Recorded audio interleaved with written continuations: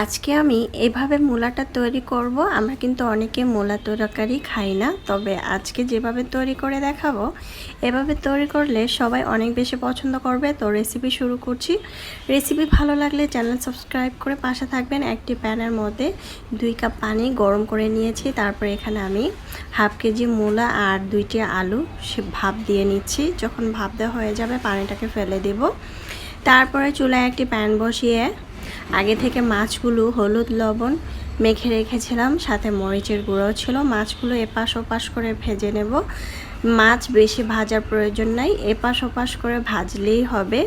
তারপরে আরেকটি প্যানের মধ্যে তেল দিয়েছি প্রায় 4 চামচ। 4 চামচ তেলের মধ্যে 1 চিমটি আস্ত জিরা, 2টি তেজপাতা দিয়ে দিলাম, আর দিয়ে দিলাম পেঁয়াজ কুচি 1 কাপের মতো, সাথে কাঁচামরিচ 7-8টার মতো।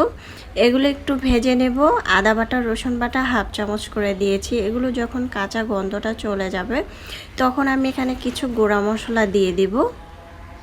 যখন হালকা ব্রাউন কালার হয়ে আসবে তখন দিয়ে দিচ্ছি হাফ চামচ হলুদের গুঁড়া, মরিচের গুঁড়া দিয়ে দিলাম 1 চামচ, ধনিয়ার গুঁড়া দিয়ে দিলাম হাফ চামচ, পরিমাণ মতো লবণ দিয়ে দিলাম। তারপরে জিরার গুঁড়া হাফ চামচ দিয়ে একটু তেলের মধ্যে নেড়ে একটু পরিমাণ পানি দিয়ে দিব হাফ কাপের মতো। তারপরে মশলাটাকে ভালোভাবে কষিয়ে নেব। মশলা যত কষাবেন তরকারি খেতে তত বেশি ভালো লাগবে। এটা সবসময় নতুন রাঁধুনিরা ট্রাই করে দেখবেন। এই তো মশলার সাথে কিন্তু আমি ভালোভাবে কষিয়ে নিচ্ছি।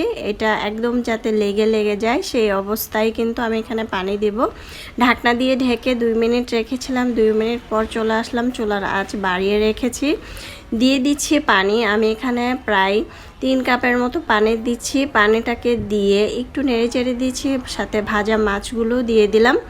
দেওয়ার পরে পানি দিয়ে দিলাম। পানি দিয়ে একটু নেড়ে চেড়ে দিয়ে ঢাকনা দিয়ে ঢেকে রাখবো প্রায় 2 থেকে 3 মিনিটের মতো। বেশি ঢাকনা দিয়ে ঢাকা যাবে না, যেহেতু মূলাগুলো ভাপ দিয়ে নিয়েছি, তাই বেশি ঢাকনা দিয়ে ঢাকার প্রয়োজন নেই। পানি দিয়ে পরিমাণ মতো ঢাকনা দিয়ে ঢেকে চুলার আঁচ বাড়িয়ে দিয়ে রেখেছিলাম। এই তো ঝোলটা একদম মাখা মাখা হয়ে গিয়েছে। এই পর্যায়ে কিন্তু আমি ধনেপাতা কুচি দিয়ে দিচ্ছি। চাইলে ভাজা জিরা অ্যাড করতে পারেন, না চাইলে স্কিপ করতে পারেন, তবে দিলে সুন্দর একটি ফ্লেভার আসবে। যেহেতু আস্ত জিরা দিয়েছি, না দিলেও চলবে। ধনে পাতাটা দিয়ে আমি এটাকে উঠিয়ে নেব। দেখবেন চুলার আঁচটা যখন বন্ধ করে দিবেন তখন কিন্তু ঝোলটা আরও শুকিয়ে যাবে। তাই মূলার মধ্যে একটু ঝোল ঝোল না হলে কিন্তু খেতে ভালো লাগবে না। একটি বাটিতে পরিবেশন করে নিয়েছি। মাশাআল্লাহ, দেখতে যেমন সুন্দর হয়েছে খেতেও কিন্তু অসম্ভব মজার। চাইলে ট্রাই